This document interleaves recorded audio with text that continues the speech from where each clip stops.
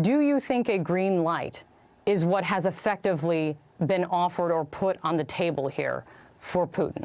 Not at all. We will not in any way also accept further use of military force against Ukraine. And it will be met with severe and coordinated economic response that I've discussed in detail with our allies. Well, that cleanup that we talked about yesterday on the show after that statement about Russia and Ukraine continued today from the administration and specifically from President Biden in that red statement in front of reporters. Let's start there. Bring in our panel. Harold Ford Jr., former Tennessee congressman, CEO of Empowerment and Inclusion Capital. Molly Hemingway, senior editor at The Federalist, and syndicated radio host Hugh Hewitt. Molly, your thoughts on the fallout from yesterday? Well, it was interesting in Mitch McConnell's interview tonight that he wanted to talk about the Russia and Ukraine dispute. He answered in response to your question, your challenge to him, to say what he's for. President Biden yesterday said Mitch McConnell should say what he's for and not just what he's against. It's a challenge, but it also seems like an opportunity. And to only express a desire to arm Ukrainians to manage their border dispute seems like a missed opportunity. Republican voters are looking for Republicans to not just be not Democrat, but to have bold agenda items, a bold plan for what to do. They're very worried about the direction of the country. And Mitch McConnell keeps whiffing on this, and I think that's why you're starting to see opposition to him become an issue in Senate primaries throughout the country, but also among establishment politicians like Lindsey Graham, who said he needs to get more aligned and more in sync with Republican voters if he wants to lead the party going forward. So, interesting response. Yeah, Harold, I guess the pushback to that from Republicans is that we don't control the agenda currently. We say all the time what we're for, a stronger border, lower taxes, lower regulation, fighting crime, and he mentioned inflation tonight. What should they be saying? Well, far be it, well, first, thanks for having me on. Far be it from me to try to give political or policy advice to what the Republicans should or should not do. But I will take Leader McConnell at his word. He said that, look, and Molly said it, I'm for something, and the Joe Biden that I remember is a moderate, one who can be worked with. I think the president, last night, his presentation could have been more coherent.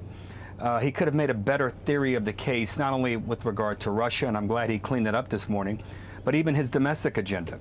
I mean, the character of our country, the character of America is built and defined by overcoming challenge. So this is not unusual or new for us.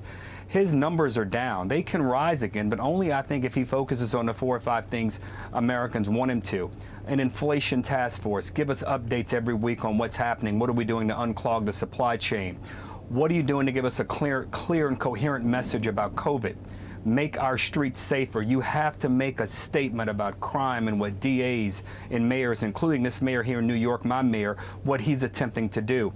And 4, you can't be the majority leader or Senate committee chairman. I was glad to hear the president say he wants to be president. He understands the value of that and the majesty and the power of that. If he's able to do those things and reach out to not only Mitch McConnell, but even Joe Manchin and Kristen Sinema, and find ways to come together, the Amy Klobuchars of the world, I was pleased to see her this evening, then maybe you can get something done. But short of that, those numbers will remain where they are, and the president will continue to swim upstream.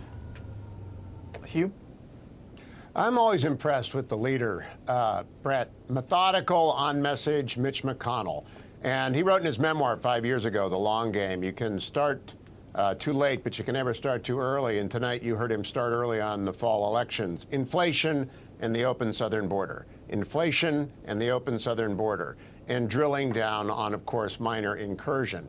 He probably also knows about the new poll this morning, the NBC poll, that when asked, are you a supporter of the Republican Party or a supporter of Donald Trump, 56% said the GOP, 36% said Donald Trump. Now, he avoided twice. You pressed him twice on the former president. He's not looking for a fight with Mar-a-Lago, but neither is he going to yield his leadership position. And he had 2 big wins last night, big enough wins that Lindsey Graham, who had thrown a couple of darts at him earlier in the week, was praising him on Twitter last night. So a good week for the leader. A good message to you. Very methodical. Molly, the former president's going to be on Sean Hannity's show tonight. I don't know whether he'll be asked about all of this and that exchange, but obviously it's a big part of the GOP going forward into 2022 and 24. Well, the GOP is slated to make really big wins in November, but it does best when it's united. And so it's important that the party be united and not try to, sow division between different members, but also to be up to speed with what's appealing to the voter, which is these America First policies and willingness to fight on behalf of Americans. So that's what you should expect to see going forward. All right, panel. Sorry for the abbreviated panel. We had two senators. Sometimes they like to talk a little bit. Thank you.